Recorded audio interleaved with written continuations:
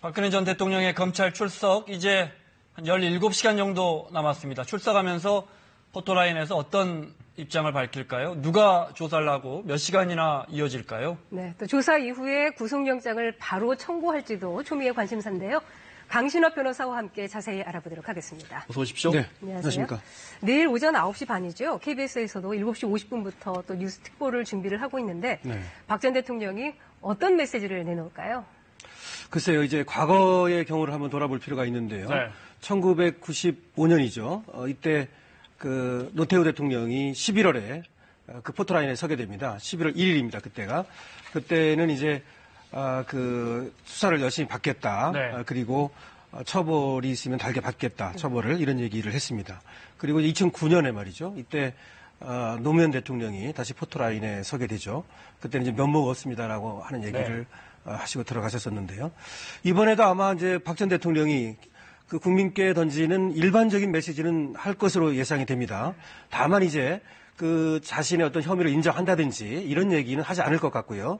아무래도 이제 기자들을 향해서 고생하신다든지 내지는 수사에 적극적으로 열심히 임하겠다.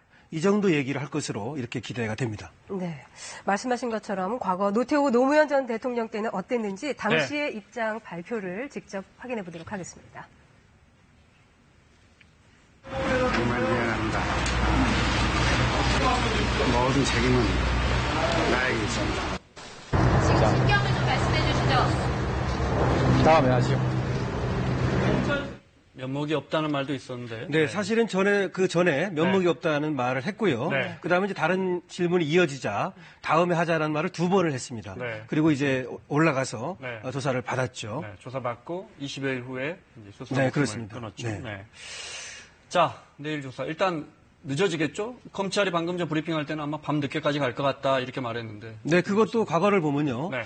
그때 그 노태우 대통령을 수사할 때는 17시간을 했습니다. 네. 그리고 노무현 대통령은 13시간을 했거든요. 그래서 노태우 대통령은 11월 1일 처음으로 이제 소환이 돼서 새벽까지 조사를 받고 그리고 이제 귀가를 했다가 네. 그 다음에 15일 후에 11월 그때가 이제 15일인데요. 이때 다시 두 번째 소환 조사를 받았습니다. 네. 그리고 이제 새벽에 구속영장이 청구가 돼서 구속이 되지요. 네. 그리고 노태우 대통령은 13시간 조사를 받고 그때 이제 오후에 그 출두를 했거든요. 1시 20분에 출두를 해서 새벽 2시 10분까지 조사를 받고서 이제 고향으로 그 봉화마을로 내려가셨었죠.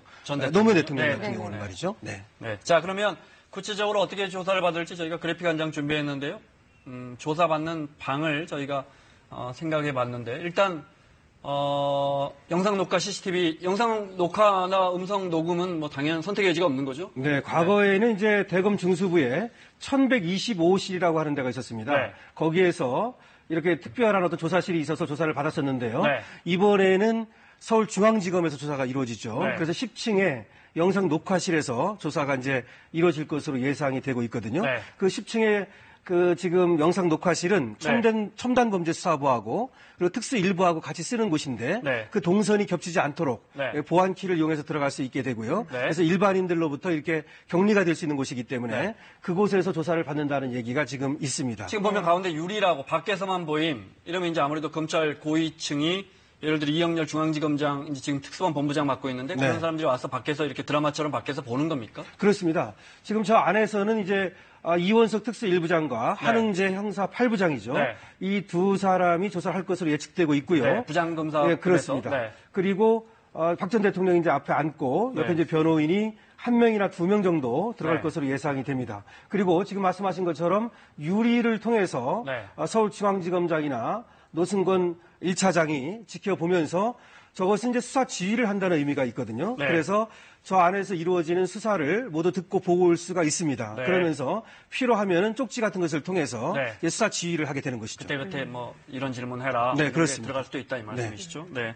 당시 이제 노 전 대통령, 노무현 전 대통령 같은 경우에는 우리가 알듯이 이제 우병우 당시 중수 1과장입니까? 우병우. 예, 그 네. 당시는 이제 우병우는 중수 1과장은 아니었고요. 네. 그 이인규 씨가 중수 부장이었고. 부장이었고요. 그다음에 네. 이제 홍만표. 네. 우리가 잘 알고 있는. 네, 네, 네. 근데 중수 2과장이었습니다. 네, 뒤에 수사 그리고 기획관 하는, 네. 예, 그렇습니다. 그리고 우병우 그분이 그 주임 검사였죠. 주임 검사. 그래서 지금 우병우 당시 주임 검사와 네. 당시 이제 중수부장, 그렇습니다. 중수부장 당시 이제 사진이 나오고 그래서 있습니다. 직접 수사에 임한 사람은 우병우 전 민정수석입니다. 당시는 중수 과장은 아니었고요. 네. 나중에 2011년에 중수과장을 지내게 되죠. 아, 그렇군요. 네. 네. 자, 변호인단 어떻게 꾸려졌습니까? 박 전 대통령의. 지금 이제 변호인단이 이제 9명까지 얘기가 됐었고요. 또 네. 오늘도 뭐 더 추가가 됐다는 얘기가 있는데요. 네. 그 탄핵 심판에 임했던 변호인단이 추가되고 있습니다. 그리고 작년 11월에 유영하 변호사가 처음으로 형사 변호인으로 이제 선정이 됐었는데요. 그래서 지금 보면 유영하 변호사가 이제 주가되는 것으로 보여지고요.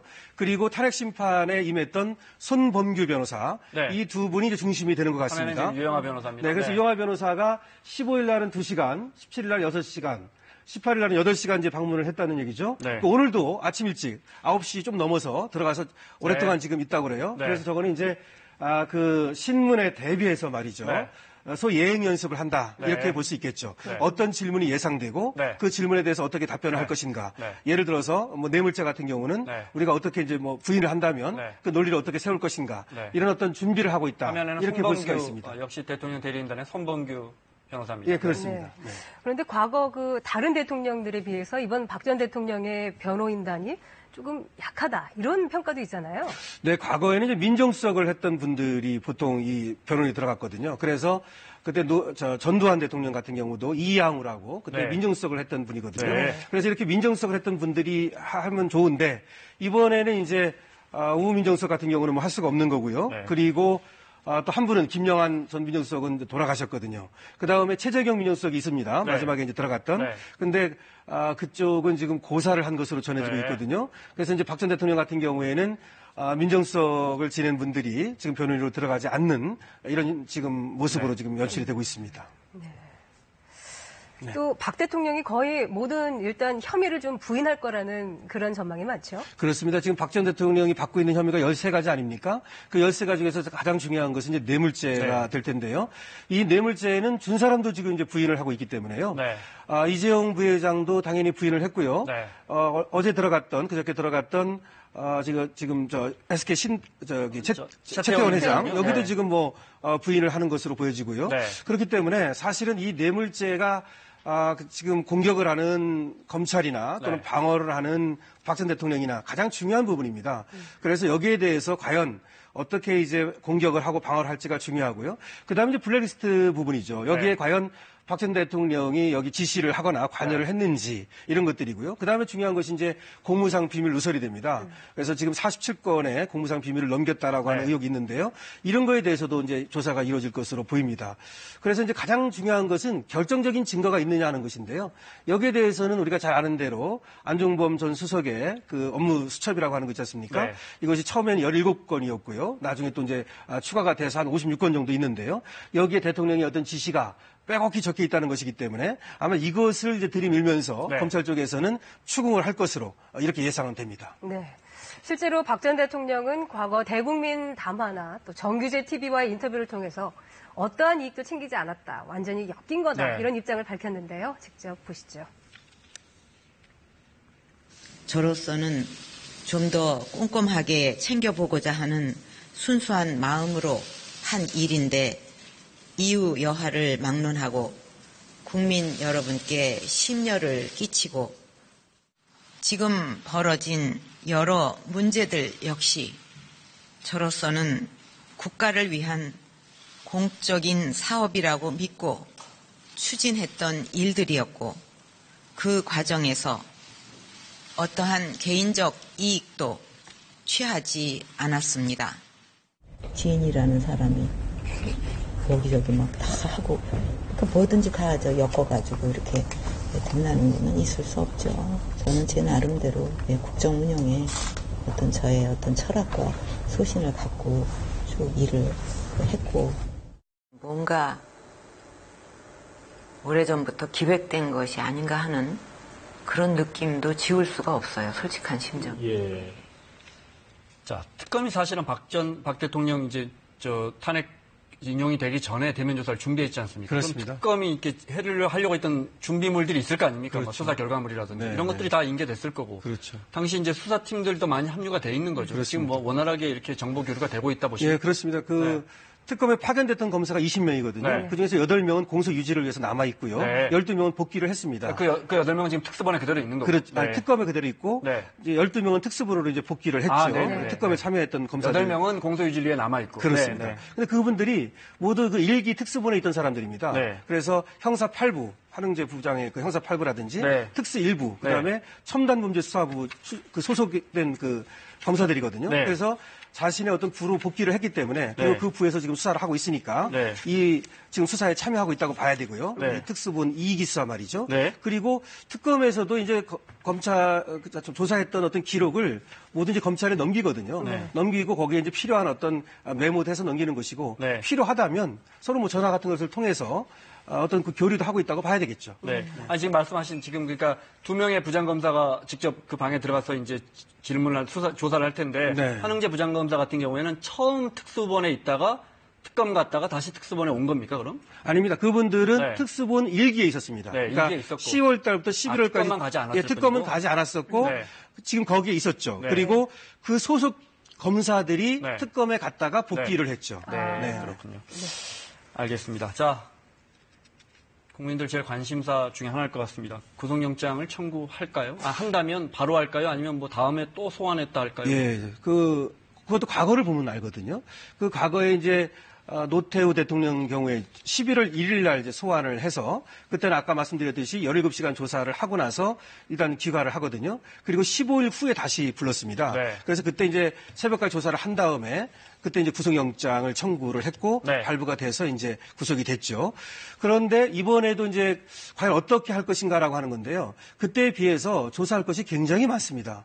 그리고 박 전 대통령 스타일이 이렇게 말하시는 것이 좀 이렇게 금방금방 이렇게 이해되게 이런 스타일이 아니고 그렇기 때문에 조사가 상당히 오래 걸릴 가능성이 있어요. 네. 그리고 또 전면적으로 혐의를 부인할 가능성이 있고요. 네. 그래서 수사가 오래 걸린다면 아무래도 수사를 종료하지 못하고 네. 일단은 그렇다고 해서 또 밤 새워서 새벽까지 하기는 어렵고 네. 적어도 2-3시 정도는 끝낼 가능성이 있기 때문에요. 네. 그러면 일단 귀가를 일단 했다가 네. 그다음에 이제 다시 검찰에서는 조사한 걸 갖다가 다시 한번 되풀이를 검토를 하고 네. 그런 다음에 필요하다면 다시 소환을 해서 네.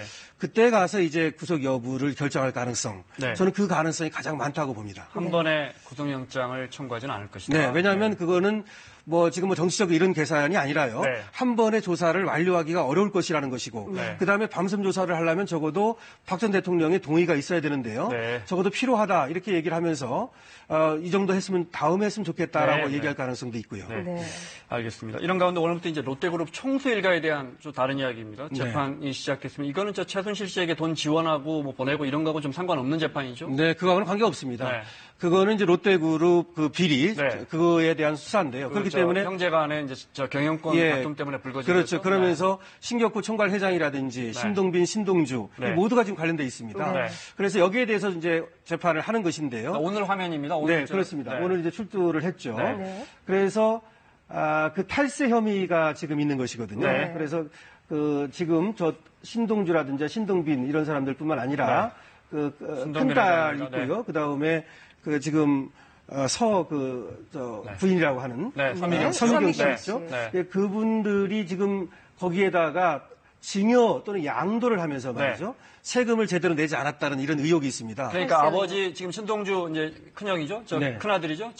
이제 차명 주식을 주면서 당연히 증여니까 세금 내야 되는데 그걸 그렇습니다. 포탈했다 이런 거죠. 예, 그렇습니다. 네. 근데 그 일본 롯데홀딩스가 있는데요. 네. 그것이 6.8%를 갖고 있거든요. 네. 이 서미경 씨가 말이죠. 네. 가장 많이 갖고 있습니다. 신동주라든지 뭐 신동빈 다 합친 것보다도 많은데 네. 이거에 대해서 전혀 세금을 안 냈다는 거예요. 네. 증여하고 양도를 하면서 말이죠. 네, 네. 그래서 각각 말이죠. 이 지금 서미경 씨뿐만 아니라 네. 그 딸 있죠. 그 300억씩 이렇게 탈세가 있다는 얘기가 있습니다. 네. 무엇보다 관심이었던 게 사실상 세 번째 부인으로 알려진 서미경 씨가 오늘 또 네. 재판에 네. 출석을 했는데요. 아, 그럼 어떤 나오는군요. 인물인가요? 네. 네네. 사실은 지금 화면을 확보한 게 30여 년 만입니다. 그죠? 네.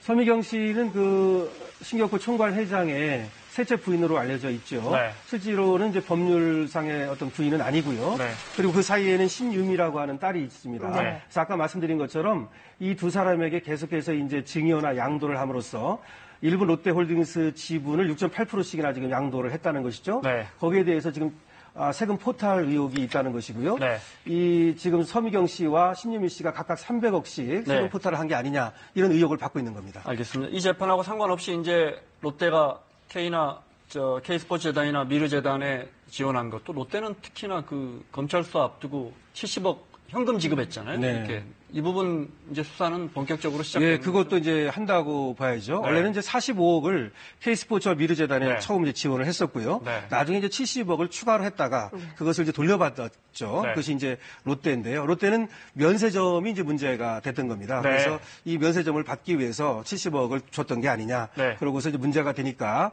압수수색 전에 우병우 전 민정수석이 그 수사 사실을 흘려가지고 네. 전격적으로 돌려준 게 아니냐. 네. 이런 어떤 의혹이 있었던 것이죠. 돈 돌려준 날이 압수수색하기 공교롭게도 하루 예, 전날인가 그렇습니다. 그랬죠. 예, 그래서 결국은 이제 수사가 비밀이 유출됐다는 의혹도 있고, 네. 그 다음에 그 45억이라든지 지금 이 70억에 대한 어떤 뇌물죄 이거와 관련해서도 조사가 이제 필요한 시점이죠. 알겠습니다. 강신업 변호사와 함께했습니다. 고맙습니다. 고맙습니다. 네, 고맙습니다.